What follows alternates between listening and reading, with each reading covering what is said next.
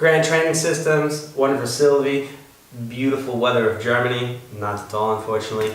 Today we've got the rumble roller and we've got a mobility ball. So we've got the Supernova, all of them will work. We're going to go over some more advanced movements to release some of the tissue in the hip. So we've got our hip deltoid that we want to work on, that's our nickname for it. And then also in the front where our adductor, our psoas, and our rectus femoris in this area get a bit locked up. We have the previous video of the back portion of position 1, 2, and 3. So if some of this is a bit new for you, I suggest you go back to the older video and we will discuss the differences between why we use a rumble roller and why we would use a ball.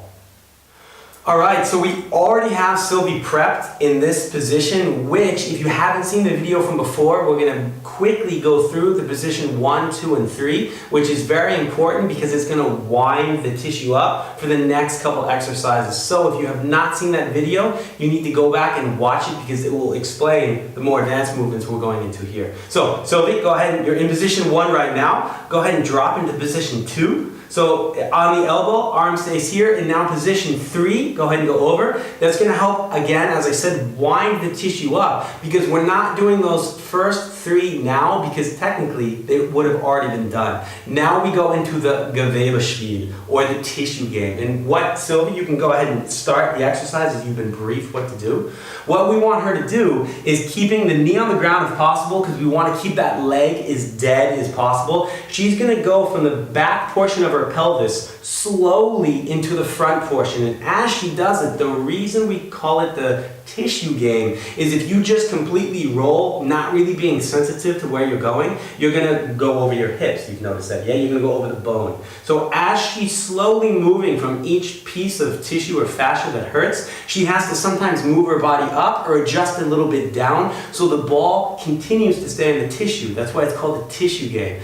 If you roll over your bone, it's okay, your spine's not going to fly out of your face, you're fine, but it's just not going to bring anything. So you won't injure yourself, but it's not going to give us the tissue relief that we need because the ball's not on the right area.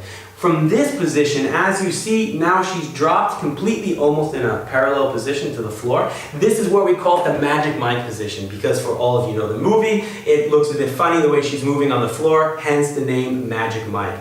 Here, as she continues to move, the ball's going more medial, if you will, to her pelvis, which means it's going to go over the rectus femoris, the infamous muscle that crosses both the hip and the knee, but then also into the psoas area and the adductor magnus. Now, you're going to feel some flips inside the muscles when you get there. If it doesn't hurt, fantastic, that means that area is healthy, but still stay there for about 30 to 45 seconds to work on it. But as we always say with the mobility, if the tissue is painful, most likely that's where that area, the problem is coming from. So that's the area we want to focus on. So be very sensitive to your own areas in which hurt because everybody will be a bit different. Some people the more of the hip deltoid, the other people more the rectus femoris. So pay attention to where you feel it and go through the Gewebespiel and the Magic Mike hip mobility. I would say anywhere from 5 to 10 minutes. So, or you can through also the 1, 2, and 3 and make the entire thing 5 to 10 minutes, but really take the time and don't rush through it.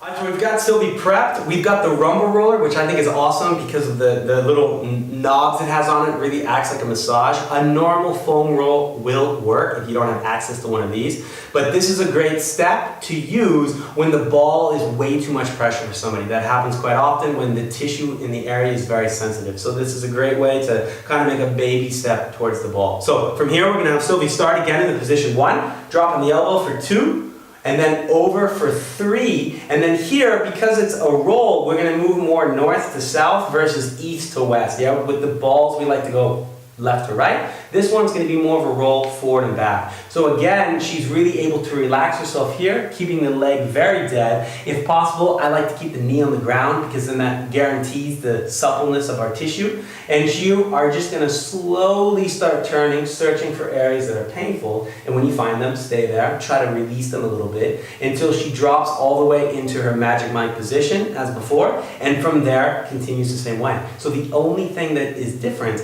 is the movement a bit because we're moving from a round circular ball that moves very easily left and right to a roll that won't move left and right at all. It will only go forward and backwards. Alright guys, so as always, thank you so much. We had the rumble roller in this video, we had the supernova, but also a normal roll and a normal ball will work. As always, Sylvie, thank you for the help, and until next week guys. Bye. Peace.